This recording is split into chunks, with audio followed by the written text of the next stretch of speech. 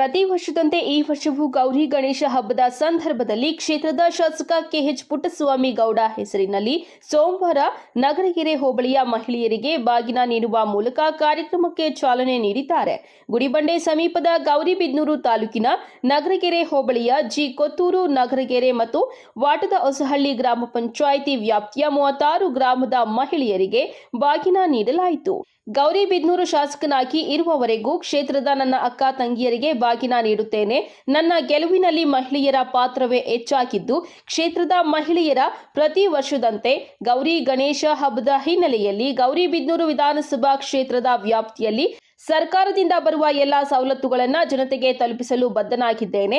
ಸವಲತ್ತುಗಳನ್ನು ಮನೆ ಬಾಗಿಲಿಗೆ ತಲುಪಿಸಲು ಅಧಿಕಾರಿಗಳಿಗೆ ಸೂಚನೆ ನೀಡಿದ್ದೇನೆ ಎಂದು ಶಾಸಕರು ಹೇಳಿದ್ದಾರೆ.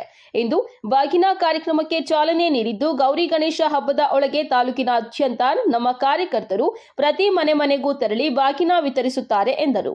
ಗೌರಿಬಿದನೂರು ತಾಲೂಕಿನಲ್ಲಿ ಬಾಗಿನ ನೀಡಲು ಹೋದಾಗ ಗ್ರಾಮಗಳ ಸ್ಥಳೀಯ ಸಮಸ್ಯೆಗಳ ಬಗ್ಗೆ ಸಹ ತಿಳಿಸಿಕೊಳ್ಳುತ್ತೇನೆ.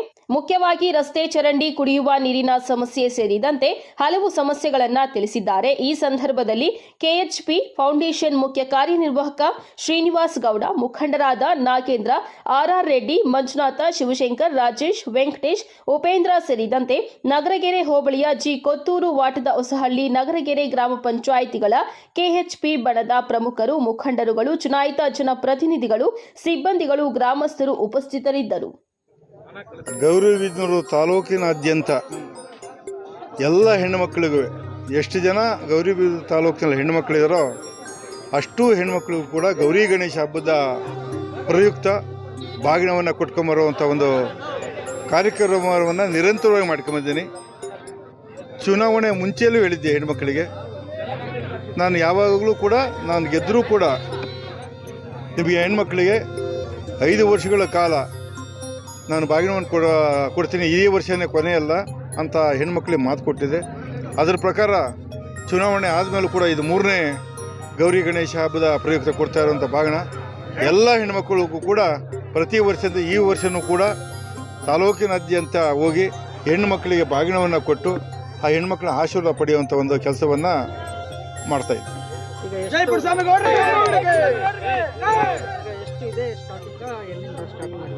ಇವತ್ತು ಬಂದ್ರಹಳ್ಳಿಯಿಂದ ಸ್ಟಾರ್ಟ್ ಮಾಡೋದು, ನಗರಗೆರೆ ಹೋಬಳಿ ಬಂದ್ರಹಳ್ಳಿಯಿಂದ ಸ್ಟಾರ್ಟ್ ಮಾಡಿ ಇವತ್ತು ಈಗ ಚೋಳಸೆಟ್ಟಹಳ್ಳಿಗೆ ಬಂದಿದ್ದೀವಿ.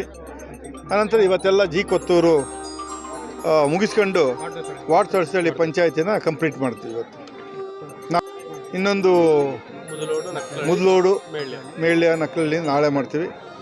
ಇವತ್ತಿಂದ ಅಸೆಂಬ್ಲಿ ಸ್ಟಾರ್ಟ್ ಆಗೋವರೆಗೆ ಹೊತ್ತಿಗೆ ಇಡೀ ತಾಲೂಕಿನಾದ್ಯಂತ ಕೊಡಬೇಕು ಅನ್ನೋ ಒಂದು ಪ್ರೋಗ್ರಾಮ್ ಇಟ್ಕೊಂಡಿದ್ದೀವಿ. ಎಲ್ಲ ಕ್ಷೇತ್ರದ ಹೆಣ್ಣುಮಕ್ಕಳಿಗೆ ಹೆಣ್ಣುಮಕ್ಕಳು ಕೇಳೋದು ಕುಡಿಯೋ ನೀರಿನ ವ್ಯವಸ್ಥೆ ಬೇಕು ಅಂತ ಅವ್ರ ಬೇಡಿಕೆ ಇರ್ತದೆ, ರಸ್ತೆಗಳ ಬೇಡಿಕೆ ಇರ್ತದೆ, ಮೂಲಭೂತ ಸೌಕರ್ಯ ಬೇಕು ಅಂತ, ಒಳಚರಂಡಿ ಎಲ್ಲ ವ್ಯವಸ್ಥೆಗಳು ಅಚ್ಚುಕಟ್ಟಾಗಿರಬೇಕು ಅಂತಲೂ ಕೂಡ ಕೇಳ್ತಾರೆ. ಆ ಗ್ರಾಮಕ್ಕೆ ಹೋಗಿ ಆ ಹೆಣ್ಮಕ್ಳು ಬಾಗಿನ ಕೊಡೋ ಅಂಥ ಸಂದರ್ಭದಲ್ಲಿ ಆ ಊರಿನ ಸಮಸ್ಯೆ ಏನಿದೆ ಅಂತ ಕೇಳ್ಕೊತೀನಿ. ಅವ್ರ ಕುಡಿಯೋ ನೀರಿನ ವ್ಯವಸ್ಥೆ ಇದೆಯಾ, ಶುದ್ಧ ಕುಡಿಯೋ ನೀರಿನ ಘಟಕ ಇದೆಯಾ, ಅವ್ರು ಬೇಕಾ, ಅದು ಚರಂಡಿ ವ್ಯವಸ್ಥೆ ಹೇಗಿದೆ, ಅವ್ರ ಕುಂದುಕೊರತೆ ಏನು ಅಂತ ಹೆಣ್ಮಕ್ಳು ಕೇಳ್ಕೊಂಡು. ಎಲ್ಲ ವ್ಯವಸ್ಥೆಗಳು ಹೆಣ್ಣು ಮಕ್ಕಳಿಗೆ ಇದೆ, ಗಂಡು ಮಕ್ಕಳು ಗಂಡು ಮಕ್ಕಳು ಅಂದರೆ ಹೆಣ್ಮಕ್ಳು ಗಂಡು ಮಕ್ಕಳು ಎಲ್ಲ ಒಂದೇನೆ, ಎಲ್ಲ ಭಾಗ್ಯಗಳು ಅವ್ರಿಗೆ ಇದೆ. ಗಂಡು ಮಕ್ಕಳಿಗೆ ಏನಾದರೂ ಹಂಗಲ್ಲ. ಈಗ ಭಾಗ್ಯ ಹೆಣ್ಮಕ್ಳಿಗೆ ಒಂದು ಸೀರೆ ಬೇಕು ಅಂದರೆ ಗಂಡು ಮಕ್ಕಳೇ ಹೋಗಿ ತಂದು ಕೊಡ್ಬೇಕಲ್ವ, ಅವ್ರಿಗೆ ಅವ್ರ ಜೋಬಿಗೆ ಬರೋದು. ಅದರಿಂದ ಹೆಣ್ಣು ಗಂಡು ಅಂತ ಭೇದ ಇಲ್ಲ, ಒಂದು ಮನೆ, ಒಂದು ಕುಟುಂಬ ಅಂತ ನಾವು ಲೆಕ್ಕ ಹಾಕ್ತೀವಿ. ಸರಿ, ನೀವು ಸೂಕ್ಷ್ಮವಾಗಿ ಗೌರಿಬಿದನೂರು ತಾಲೂಕಿನ ರಾಜಕೀಯವನ್ನು ನೀವು ಅವಲೋಕಿಸಿದರೆ ಇದರ ಸೂತ್ರಧಾರಿ ಯಾರು, ಯಾರ ಬೆಂಬಲಿಗರು ಓಡಾಡ್ತವ್ರೆ, ಯಾರು ಇದಕ್ಕೆ ಚಿತಾವಣೆ ಮಾಡ್ತಾ ಇದ್ದಾರೆ ಅನ್ನೋದು ನಿಮಗೆಲ್ಲ ಸೂಕ್ಷ್ಮ ಗೊತ್ತಾಗುತ್ತೆ. ನೀವು ಪತ್ರಕರ್ತರು, ನಾನು ಸ್ಪಷ್ಟವಾಗಿ ವಾಟದ ಹೊಸಹಳ್ಳಿಯ ರೈತ ಬಾಂಧವರಿಗೆ ನಾನು ಹೇಳಿದ್ದೆ, ಯಾವುದೇ ಕಾರಣಕ್ಕೂ ಕೂಡ ವಾಟದ ಹೊಸಹಳ್ಳಿ ಕೆರೆ ನಿಮಗೆ ಎಷ್ಟು ಅಭಿಮಾನ ಇದೆಯೋ ಅದು ಯಾವತ್ತೂ ತುಂಬಿದಂಗಿರಬೇಕು. ನೀರು ಅದನ್ನು ನಾನೆಲ್ಲ ಹೋಗ್ಬೇಕಾದ್ರೆ ವಾಟದ ಹೊಸಹಳ್ಳಿಯಿಂದ ಹೋಗ್ಬೇಕಾದ್ರೆ ಆ ಕೆರೆ ನೋಡ್ಕೊಂಡು ಹೋಗ್ತಿದ್ದೆ. ಅದು ಆ ಸುಂದರವಾದಂಥ ಕೆರೆಯಲ್ಲಿ ಯಾವತ್ತೂ ನೀರಿದ್ರೆ ಚೆಂದ. ಅಂಥ ನೀರಿರೋ ಕೆರೆನ ಬರಿದು ಮಾಡೋಕ್ಕೆ ನನಗೆ ಯಾವತ್ತೂ ಮನಸ್ಸು ಬರಲ್ಲ. ಅದು ಬೇರೆ ರೂಟ್ನಲ್ಲೇ ನಾವು ನೀರು ತೊಗೊಂಡೋಗ್ತೀವಿ. ಇಂಥ ಕೆರೆ ನೀರನ್ನು ಬರಿದು ಮಾಡೋಕ್ಕೆ ಅವ್ರಿಗಿಂತ ಹೆಚ್ಚಾಗಿ ನನಗಿಷ್ಟ ಇಲ್ಲ. ನಾನು ಪ್ರಕೃತಿನ ಪ್ರೀತಿ ಮಾಡೋನು. ಯಾವಾಗ ಎತ್ತಿನ ಹೊಳೆ ನೀರು ಬಂದು ಅದು ತುಂಬ್ತದೆ ಅಂತ ನನಗೆ ಗ್ಯಾರಂಟಿಯಾಗಿ ಅಲ್ಲಿ 240 MCFT ನೀರನ್ನ ಅಲ್ಲಿ ತುಂಬಿಸ್ತೀವಿ ಅಂತ ನಾವೆಲ್ಲ ತಗೊಂಡಾದ್ಮೇಲೆ ಅದರಲ್ಲಿ ಒಂದು ಸಣ್ಣ ಭಾಗ ನೀರು ಕೊಡೋದ್ರಿಂದ ಏನು ತೊಂದರೆ ಆಗೋದಿಲ್ಲ. ಕೆರೆಗೆ ಮಳೆ ನೀರು ಬರ್ತದೆ, ಮಳೆ ನೀರು ನಾವು ಟಚ್ ಮಾಡೋದು ಅದರಲ್ಲಿ ಅಷ್ಟೂ ತಗೊಳ್ಳ. 240 MCFT ನೀರನ್ನು ತುಂಬಿಸಿದ್ರೆ ನಾವು ತಗೊಳ್ಳೋದು ಎಷ್ಟು 120. ಅದರಿಂದ ಈ ಒಂದು ಸಣ್ಣ ತೊಂದರೆ ಕೂಡ ಆ ಕೆರೆ ವಿಚಾರದಲ್ಲಿ ಆಗಲ್ಲ. ಅದನ್ನು ಮನವರಿಕೆ ಮಾಡಿಕೊಟ್ರು ಕೂಡ ಏನಾಗುತ್ತೆ ಅಂದರೆ ಬರೀ ರೈತರಾದ್ರೆ ಮನವರಿಕೆ ಮಾಡಿಕೊಡೋದು. ಹಸಿರು ಶಾಲು ಓದಿರೋ ರೈತರಾದರೆ ನಾನು ಮನವರಿಕೆ ಮಾಡಿಕೊಡ್ಬೋದು. ಆದರೆ ಅದರೊಳಗಬ್ಬ ಏನಾರ ಪಾಲಿಟಿಕ್ಸ್ ಒಳಗಡೆ ಇದ್ದಾಗ ಮನವರಿಕೆ ಮಾಡಿಕೊಡೋದು ಕಷ್ಟ ಆಗುತ್ತೆ. ಬರೀ ಹಸಿರು ಶಾಲಿರೋ ಪ್ಯೂರ್ ರೈತರೇ ಮನವರಿಕೆ ಮಾಡಿಕೊಡ್ಬೋದು.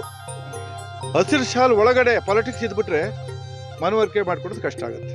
ಇದು ನಮಗೆ ಪ್ರಾಬ್ಲಮ್ ಆಗಿರೋದು.